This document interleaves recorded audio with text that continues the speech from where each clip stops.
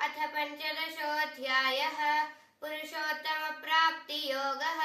श्रीभगवानुवाच ऊर्ध्वमूलमधः शाखम् अश्वत्थम् प्राहुरव्ययम् छन्दांसि यस्य पर्णानि यस्तं वेद स वेदवित्। अधश्चोर्ध्वम् प्रसृतास्तस्य शाखाः गुणप्रवृद्धा विषयप्रवालाः।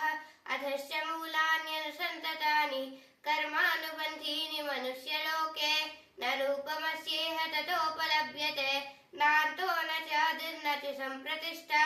अश्वत्थमेनं सुविरूढमूलम् असङ्गशस्त्रेण दृढेन चित्वा ततः परं तत्परिमार्गितव्यम्। यस्मिन् गता न निवर्तन्ति भूयः तमेव चाद्यं पुरुषं प्रपद्ये। यतः प्रवृत्तिर्प्रसृता पुराणी निर्माणमोहाजितसङ्गदोषाः अध्यात्मविद्या विनिवृत्तकामाः।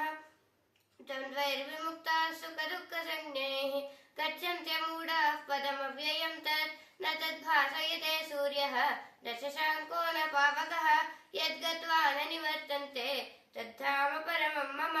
ममैवांशो जीवलोके जीवभूतसनातनाः। मनसष्टानीन्द्रियाणि प्रकृतिस्थानि कर्षति शरीरं यदवाप्नोति यच्चाप्युत्क्रामतीश्वरः। गृहीत्वैतानि संयाति वायुर्गन्धानि वाशयात्। श्रोत्रं चक्षुस्पर्शनं च रसनं घ्राणमेव च।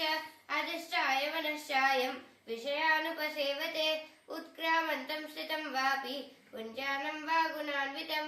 विमूढानानुपश्यन्ति पश्यन्ति ज्ञानचक्षुषः यतन्तो योगिनश्चैनं पश्यन्त्यात्मन्यवस्थितं।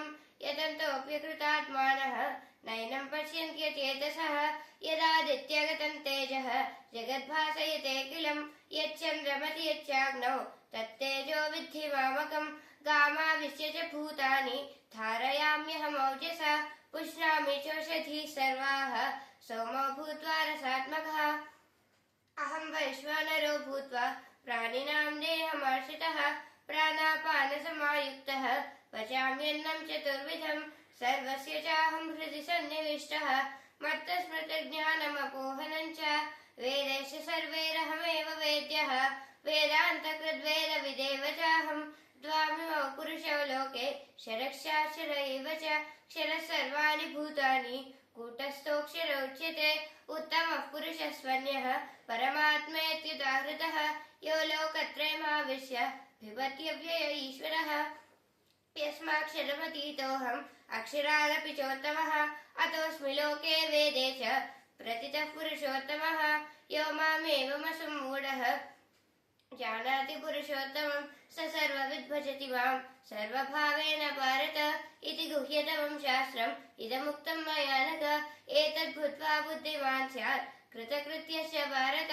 ॐ तत्सदिति श्रीमद्भगवद्गीतासु उपनिषत्सु ब्रह्मविद्यायां योगशास्त्रे श्रीकृष्णार्जुनसंवादे पुरुषोत्तमप्राप्तियोगो नाम पञ्चदशोऽध्यायः।